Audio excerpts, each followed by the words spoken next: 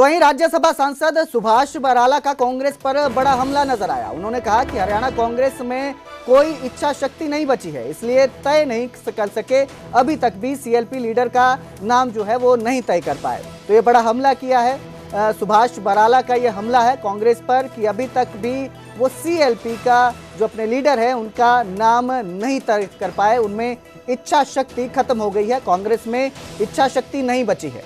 तो बड़ा बयान है सुभाष बराला का, कांग्रेस पर हमला है। कहा कि कांग्रेस की इच्छा शक्ति खत्म हो चुकी है, इसीलिए वो कोई भी सीएलपी लीडर का नाम तय नहीं कर पाए।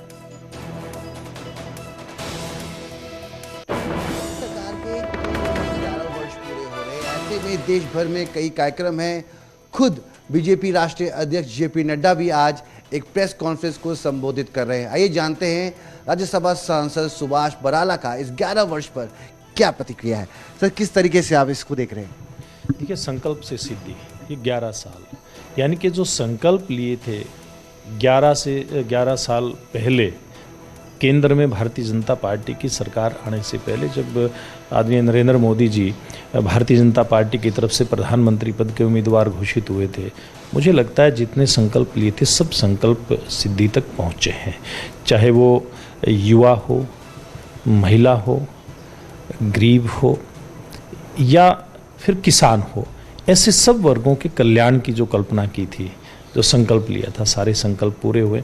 आज देश में एक बड़ा परिवर्तन आया है। आप देखते हैं कि देश के अगर आधारभूत ढांचे की बात करें, आज पूरे देश के अंदर रोड की कनेक्टिविटी देखिए, आज पूरी दुनिया से भी अच्छे रोड, दुनिया के जो विकसित देश हैं उनसे अच्छे रोड अगर आज बन रहे हैं तो भारत के अंदर बन रहे हैं, उनसे अच्छी रेल कनेक्टिविटी अगर आज कहीं हो रही है तो आज भारत के अंदर हो रही है। अब देखिए आप, चिनाब नदी के ऊपर जम्मू कश्मीर में जो कटरा से और श्रीनगर को जोड़ता है रेल मार्ग, वो कितना ज़बरदस्त बन करके तैयार हुआ है।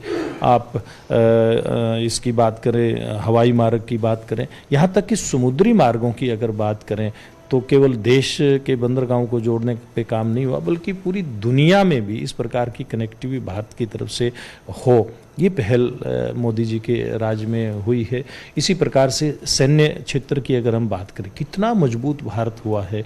आज हम जो हमारी सैन्य अस्त्र शस्त्रों की जो आपूर्ति है, वो देश का प्रयास है नरेंद्र मोदी जी के नेतृत्व में कि वो हम स्वदेशी ही अपनी जो कारखाने हैं उनके अंदर सारी चीज़ें तैयार करें, बल्कि अपनी ज़रूरतों को पूरा करने तक सीमित नहीं है, बल्कि उनका निर्यात भी हो, इस बात के ऊपर भी काम हुआ है। और हम सबसे बड़ी बात कि देश आर्थिक मोर्चे के ऊपर देश बहुत आगे बढ़ करके आया है।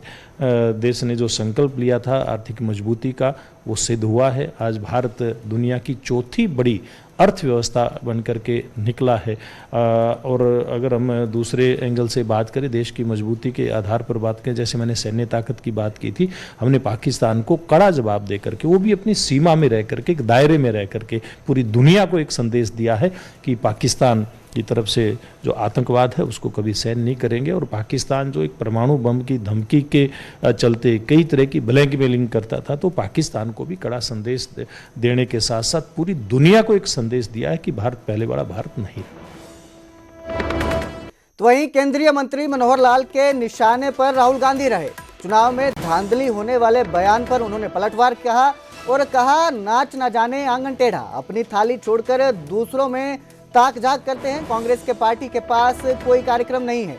तो ये बड़ा बयान पलटवार सामने आया है। राहुल गांधी के चुनाव में धांधली वाले बयान पर केंद्रीय मंत्री मनोहर लाल ने निशाना साधा और कहा कि नाच ना जाने आंगन टेढ़ा, अपनी थाली छोड़कर दूसरों में ताक झाक करते रहते हैं, कांग्रेस के पार्टी के पास कोई नया कार्यक्रम नहीं है, कोई कार्यक्रम नहीं है। ये जो है पलटवार किया है मनोहर लाल ने, केंद्रीय मंत्री हैं, बीजेपी के मंत्री हैं, जिन्होंने राहुल गांधी पर पलटवार किया है चुनाव में धांधली वाले बयान पर।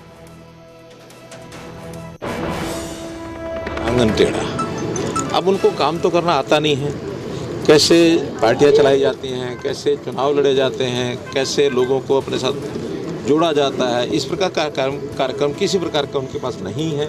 और जब मिलता कुछ नहीं है तो उसके बाद यही होता है कि अपनी थाली को छोड़ करके दूसरे की थाली में देखना शुरू करते हैं। तो ऐसा उनका सोच का जो प्रकार है वो बहुत दयनीय है। बहुत तरस आता है कि बिना किसी तथ्यों के इल्ज़ाम लगाने का उन्होंने जो सिस्टम खड़ा कर रखा है, और लोग भी उनको जान चुके हैं कि उनके किसी भी कथन का लोगों पर असर नहीं जाता है।